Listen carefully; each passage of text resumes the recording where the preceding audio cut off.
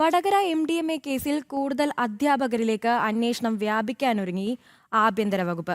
കോഴിക്കോട് മാത്രം 3 അധ്യാപികമാർ പിടിയിലായതോടെയാണ് സംസ്ഥാന വ്യാപക അന്വേഷണത്തിന് പോലീസ് തയ്യാറെടുക്കുന്നത്. സ്കൂളുകളും വിദ്യാഭ്യാസ സ്ഥാപനങ്ങളും കേന്ദ്രീകരിച്ച് ലഹരി മാഫിയകൾ പ്രവർത്തനം വ്യാപിപ്പിച്ചെന്ന ഇന്റലിജൻസ് വിവരത്തിന്റെ അടിസ്ഥാനത്തിലാണ് സമഗ്ര അന്വേഷണം നടത്താൻ പോലീസ് നീക്കം ആരംഭിച്ചിരിക്കുന്നത്. സർക്കാർ അധ്യാപികമാർ തന്നെ ലഹരിയുടെ വാഹകർ ആയതോടെയാണ് സംസ്ഥാന വ്യാപക പരിശോധനയ്ക്ക് പോലീസ് തയ്യാറെടുക്കുന്നത്. വടകരയിലെ അധ്യാപികമാരുടെ കണ്ണികൾ കോഴിക്കോടിന് പുറത്തേക്കും വ്യാപിച്ചിട്ടുണ്ടോ എന്നതാണ് പോലീസ് പരിശോധിക്കുന്നത്.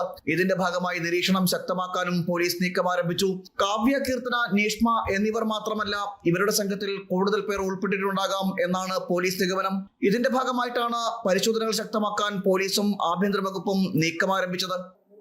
കേരളം ലജ്ജിച്ച് തലതാർത്തിയ ഒരു സംഭവമാണിത്.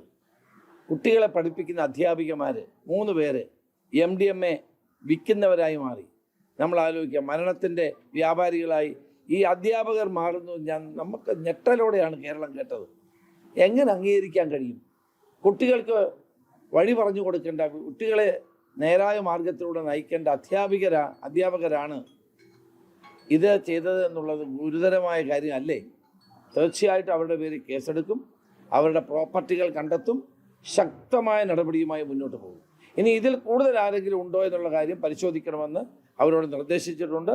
അത്തരത്തിലുള്ള പരിശോധനയും മറ്റു കാര്യങ്ങളും നടന്നുകൊണ്ടിരിക്കുകയാണ്. ഇതൊരിക്കലും അംഗീകരിക്കാൻ കഴിയുന്നതല്ല. MDMA കേസിൽ അറസ്റ്റിലായ അധ്യാപികമാർ 3 പേർക്കുമെതിരെ കാപ്പ ചുമത്തുവാനുള്ള നീക്കവും ആരംഭിച്ചിരുന്നു. ആഭ്യന്തരമന്ത്രി കഴിഞ്ഞ ദിവസം ഇതിന്റെ സൂചന നൽകിയിരുന്നു. ഇതിന് പിന്നാലെയാണ് സംസ്ഥാന വ്യാപക പരിശോധനയ്ക്കും പോലീസും ആഭ്യന്തര വകുപ്പും തയ്യാറെടുക്കുന്നത്. ജനം, തിരുവനന്തപുരം.